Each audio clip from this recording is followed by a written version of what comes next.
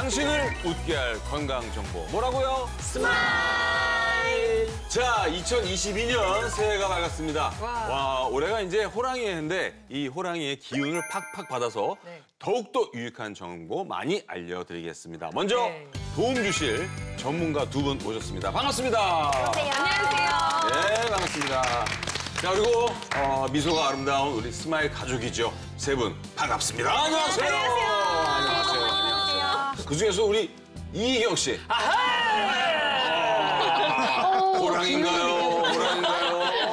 텐션에서는 갑인 것 같아요. 좀 에너지가 좀 많아요. 많은 좋아요, 편이에요. 좋아요. 네, 많이 퍼드릴게요, 오늘. 좋아요. 네. 정말 얘기를 들어보니까 그 개그계 브레인이라고 이희경 씨가 소문이 날 정도였어요. 엘리트. 예. 그래서 오늘 저는 정말 기대가 되는 게 질문 하나하나가 굉장히 예리할 것 같아요.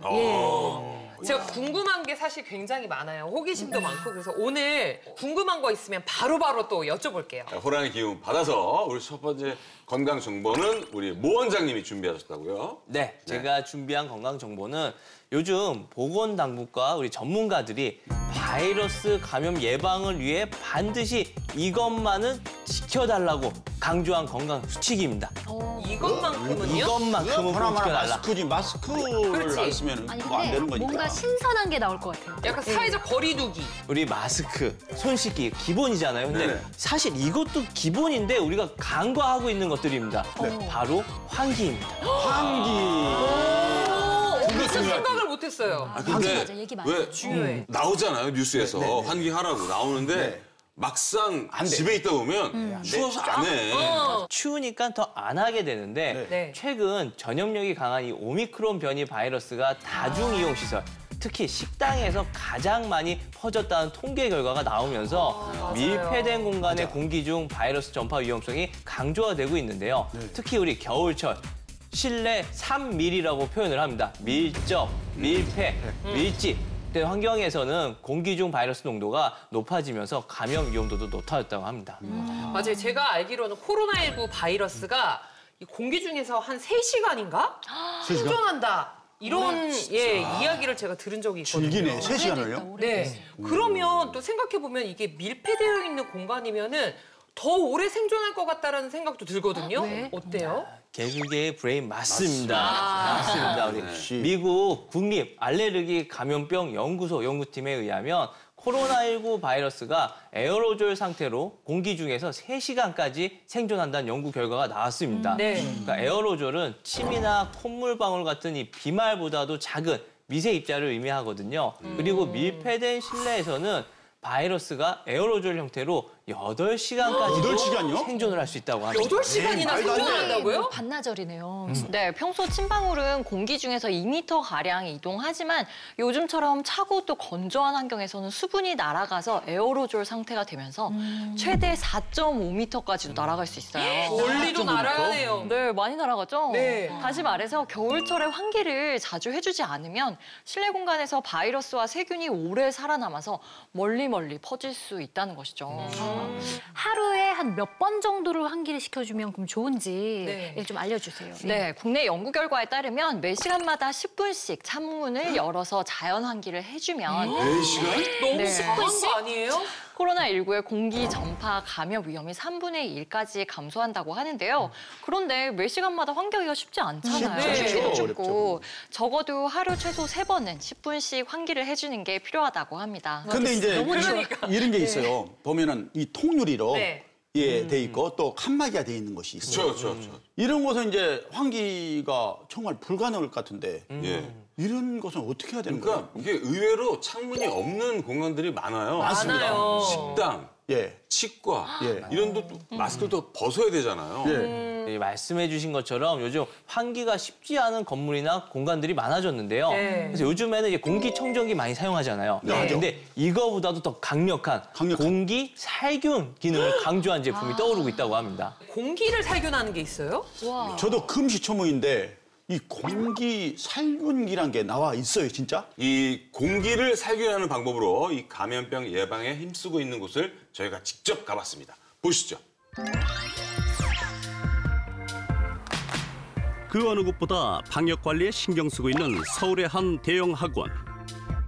백신 접종을 하지 않은 아이들이 몇 시간씩 머무르는 공간이다 보니 출입 관리부터 기본 방역 수칙까지 철저하게 지켜나가고 있는데요. 특히 더 신경을 쓰는 것이 있었으니 바로 공기 중에 바이러스 전파 위험을 막는 것입니다.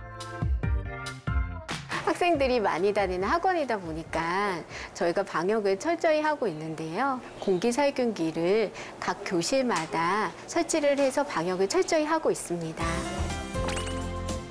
300여 개가 넘는 강의실부터 보이지 않는 화장실까지 이 학원의 필수 방역템으로 꼽히는 공기살균기는 강력한 자외선이 공기 중의 바이러스와 세균을 파괴해주는 제품이라고 합니다. 마스크를 철저히 착용한다고 하더라도 공기 중에는 여러 가지 바이러스라든지 세균 등이 이렇게 둥둥 떠다니기 마련이거든요. 공기살균기를 설치함으로 인해서 살균기를 통해서 깨끗한 공기가 나오게 됐을 때 우리 아이들을 지켜줄 수가 있습니다.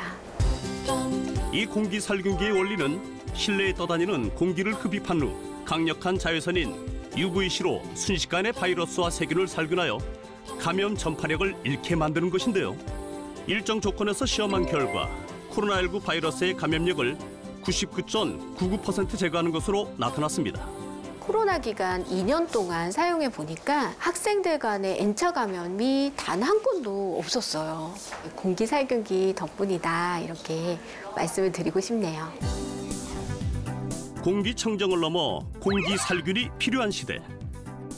면역력이 저하된 환자들이 방문하는 병원의 경우에도 잦은 환기가 쉽지 않기 때문에 공기살균기의 도움을 받고 있다고 합니다.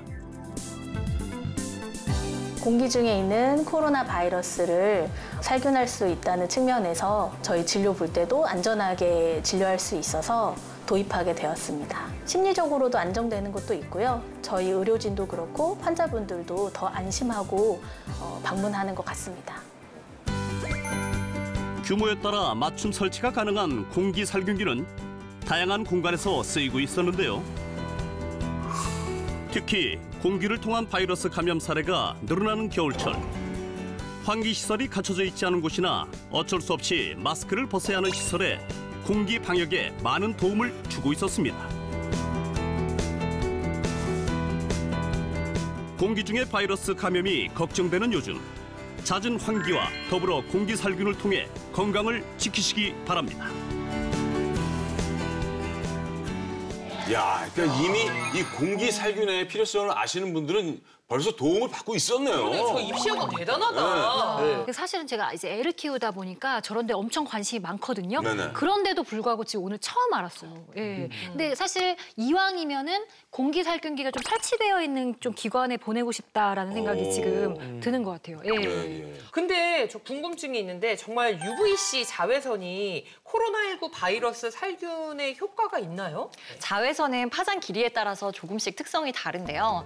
UVC 파장대의 자외선은 여러 연구 결과를 통해 바이러스와 박테리아, 곰팡이균 등 살균을 하는 것으로 잘 알려져 있어요. 최근에는 코로나19 바이러스의 효과가 있음이 검증되기도 했어요.